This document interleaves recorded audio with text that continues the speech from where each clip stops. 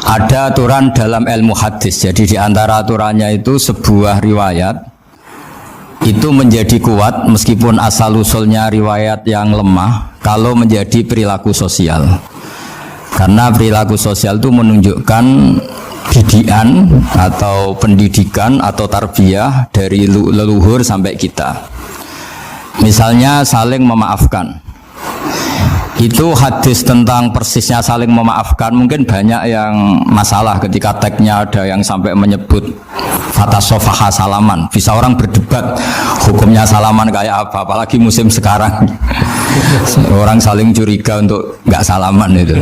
Tapi apapun itu perdebatan dalam persisnya teks, jika diperkuat oleh perilaku sosial, maka hadis itu menguat menjadi baik.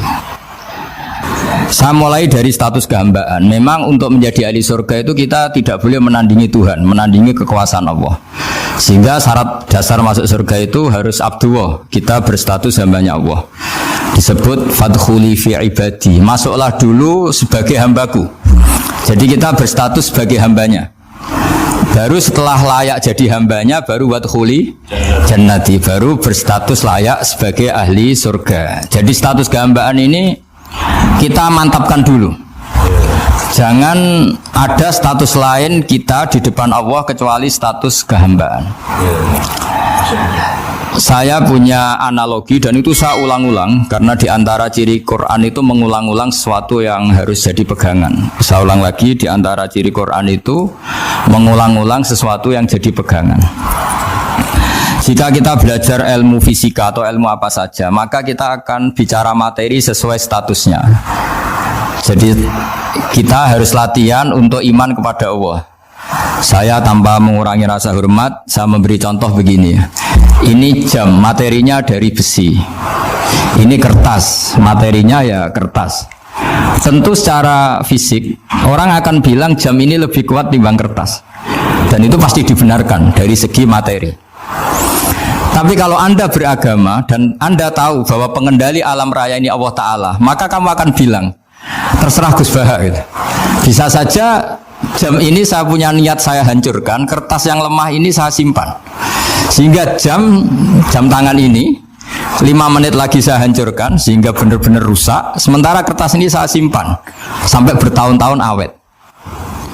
Nah, kira-kira seperti itulah ilmu manusia. Sesuatu yang kita sangka kuat, ternyata Allah punya rencana menghancurkan itu. Dan yang kita sangka lemah, ternyata Allah punya rencana untuk mengabadikan itu. Nah, di sini pentingnya iman, lahu maqalidus samawati wal ard. Hanya Allah yang mengendalikan semua. Jadi jangan mentang-mentang kita punya ilmu bahwa materi besi itu lebih kuat timbang kertas, terus kita pastikan bahwa besi lebih awet ketimbang kertas. Kita sisakan satu keyakinan, terserah Allah, terserah pengendalinya. Nah itu agama. Bilang terserah pengendalinya itu agama. Nah kira-kira agama itu bukan anti ilmu, sehingga agama boleh kamu mengatakan besi ini lebih kuat ketimbang kertas. Tapi harus kamu tambahi dari segi materi. Tapi kalau dari segi pengendalinya, maka kita jawab terserah Allah Subhanahu wa Ta'ala. Nah ini di sini pentingnya beragama. Jadi yang disebut di surat Yasin misalnya Allah itu siapa? Biyadihi malakutu kulli, yang dalam kendalinya itu semuanya di alam raya ini. Sehingga di kehidupan nyata juga sama. Ada orang yang nekuni ilmu ekonomi tapi miskinnya Masya Allah. Ada yang gobloknya Masya Allah tapi kaya. Ada kiai yang punya doa banyak hidupnya biasa, yang nggak punya doa kaya. Itu saya pernah baca di sebuah hadis qudsi. Ada riwayat begini, Nabi Musa ketemu Allah ditanya, limadha, kata Allah, kenapa saya memberi rezeki orang yang bodoh? Ahmak itu orang yang bodoh sekali. Kadang tak ciptakan dia jadi orang kaya, dan yang pintar ekonomi kadang tak ciptakan jadi orang miskin. Si Nabi ini tanya, kenapa ya Allah? Supaya dia tahu yang mengendalikan rezeki itu saya, bukan ilmunya dia katanya. Jadi banyak orang, misalnya kita yang pinter dipekerjakan orang yang nggak pinter, yang punya pabrik tidak pinter mengerjakan orang yang pinter. Ya kira-kira agama itu seperti itu. Sehingga dalam kita beragama itu yang paling ditekankan itu tawaduk. Tawaduk itu merasa sopan atau memang sopan betul. Kalau dalam Ihya disebut, sekiranya Anda tidak bisa tawaduk secara rasa, tawaduklah secara ilmu. Saya ulang lagi ya, sekiranya Anda tidak bisa tawaduk secara rasa, tawaduklah secara apa? Ilmu. Karena ilmu itu akan abadi. Saya beri contoh begini, saya ini kan misalnya kiai di kampung saya atau di kecamatan saya. Saya mungkin bisa merasa hebat karena saya tokoh di sini. Tapi pastikan sebelum ada saya yang bernama Baha ini, agama sudah jalan. Dan di daerah lain yang nggak kenal saya juga agama sudah jalan. Betapa tidak pentingnya saya di kawasan-kawasan yang nggak butuh saya atau di era yang sebelum ada saya. Nah, dengan ilmu seperti itu orang pasti tawaduk karena dia tahu daerah yang nggak ada saya ternyata ya ada masjid, ada agama. Periode yang sebelum ada saya juga agama jalan. Sehingga kita tidak kumo luhur, wah kalau nggak ada saya agama nggak jalan. Zaman Wali Songo tidak ada saya agama ya jalan. Ekonomi juga gitu. Kalau Anda pakar ekonomi yang mensejahterakan rakyat, cara tawaduk itu kalau nggak bisa dengan rasa, dengan ilmu. Sebelum ada kamu banyak orang kaya, banyak orang yang nggak kenal kamu juga kaya. Banyak periode yang saat itu udah ada Anda juga kaya. Berarti Anda ini tidak siapa-siapa. Nah, kalau kita tidak bisa tawaduk secara rasa, tawaduklah secara ilmu. Ikhlas juga gitu. Saya sering ngajarkan ikhlas di beberapa kesempatan ngaji. Kalau Anda tidak bisa ikhlas secara rasa, ikhlaslah secara ilmu. Pasti bisa, bukan mungkin bisa, pasti bisa. Secara ilmu. Makanya di Quran disebut fa'lam annahu la ilaha illallah. Ilmu, fa'lam itu dari kata ilmu. Saya beri contoh, saya mulai kecil sampai sekarang saya sekitar umur 50 tahun. Mulai kecil sampai sekarang itu ya bilang kalau kertas ini putih. Itu ya ada yang gaji, ada yang bayar. Tapi saya selalu bilang kertas ini putih. Yang hitam ya saya katakan hitam, yang merah saya katakan merah. Kenapa? Karena itu fakta. Saya ulang lagi, karena itu fakta. Sehingga saya untuk mengatakan putih tidak perlu ada yang bayar. Sehingga ketika kita latihan sholat, latihan ibadah dan mengakui Allah itu sebagai Tuhan kita akan malu. Faktanya Allah itu kan Tuhan. Mau mengatakan fakta kok minta upah ini gimana? Kita mengatakan Allah Tuhan itu sama dengan mengatakan kertas ini putih. Sama-sama itu fakta. Sama seperti saya mengatakan Pak Jokowi itu presiden kami. Itu kan fakta. Masa nunggu kalau dikasih BLT katakan presiden, kalau enggak ya enggak. Itu kan ribet jadi.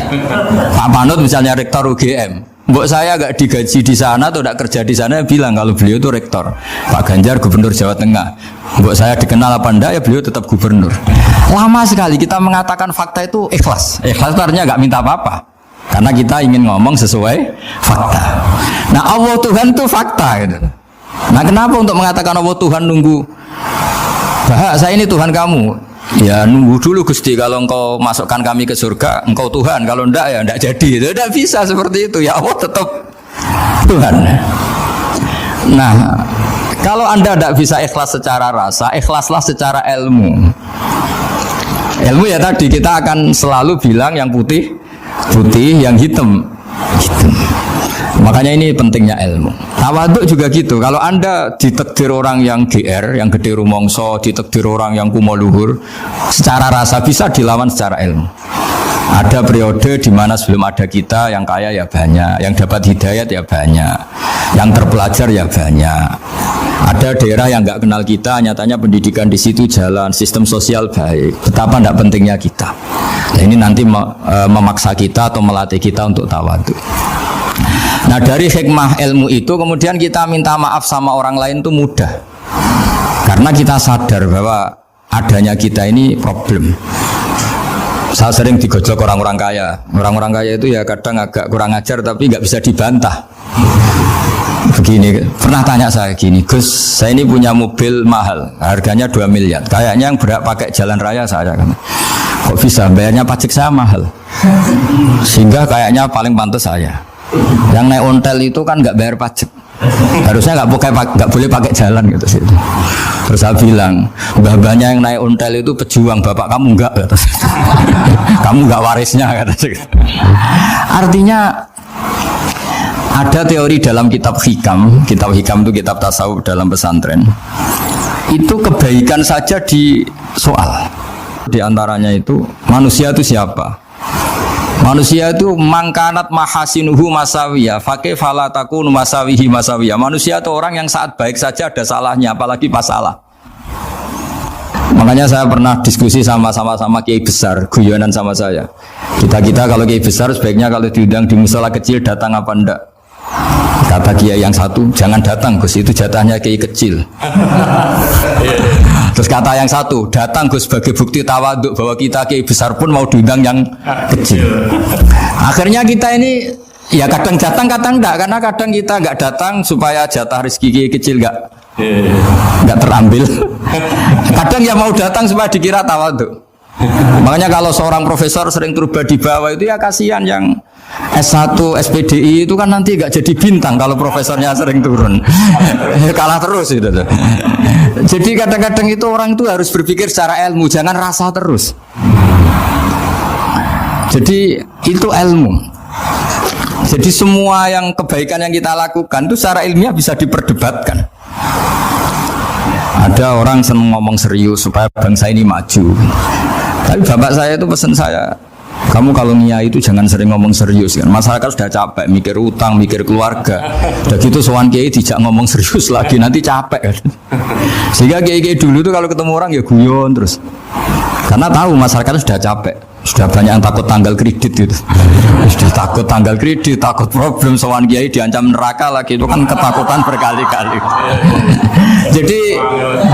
Jadi makanya ini kan kebaikan itu dievaluasi karena kita tidak nabi, tidak wali. Jadi kalau kata hikam itu apa yang Anda kira baik itu ada masalah, apalagi sedang masalah. Saya sering cerita ada orang suami istri harmonis sekali. Itu tanyakan ibunya, pasti mulai gak peduli dengan ibunya karena terlalu harmonis dengan istri. Itu pasti bukan mungkin lagi. Jadi jangan tanya istrinya, tanya ibunya. Oh, jok nikah lupa saya, ngalor ngidul sama istrinya. Tanyakan temannya, wah itu jok nikah lupa temennya. Tapi yang baik sama teman, tanyakan istrinya, jatah belanja untuk ngopi.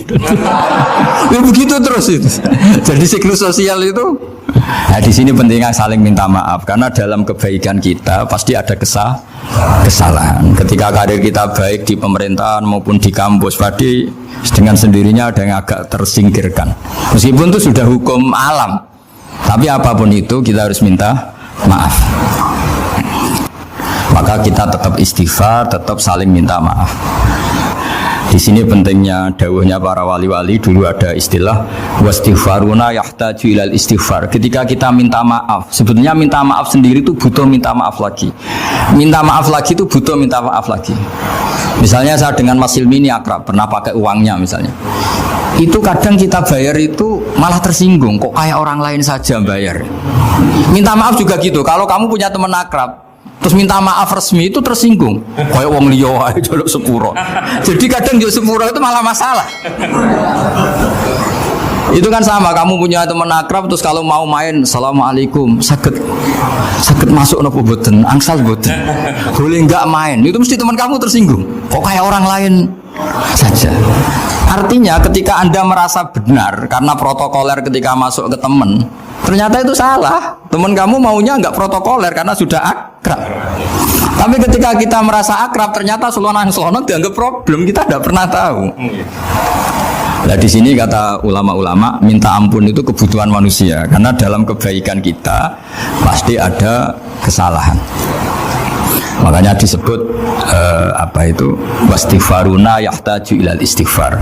Kita selalu diajari Rabbana dzalamna anfusana, ya Allah kita ini selalu mendolimi diri kita sendiri. Jadi saat kita baik pun ada unsur kesalahan. Itu tadi, kalau Anda jadi orang pasti ada yang termahjubkan. Kalau Anda kiai besar atau profesor atau pejabat turun ke bawah, ya kalau gubernur turun terus ya bupati gak jadi bintang kan. Kalau saya kiai besar misalnya turun terus ya kiai kampung itu ya kasihan. Saya pernah diundang Manakipan tidak datang, itu kiai kecil bilang matur nuwun Gus gak teko, aduh iwake gak untuk saya katanya. Barokahnya saya ada itu lucu ya, matur nuwun betul. Matur nuwun Gus jenengan gak dugi jadi. Akhirnya jatah besarnya untuk saya. Nah, tapi yang punya rumah komplain. Gus tak udang ora tau teko pepe aku wong cilik. Aduh. Nah ini saya harus mendahulukan versi Soibul Bait yang punya rumah apa versi Kiai yang termahjubkan. Artinya pilihan apapun saya harus istighfar karena ada saja unsur salahnya. Saya kira demikian dan mohon maaf. Assalamualaikum warahmatullahi wabarakatuh.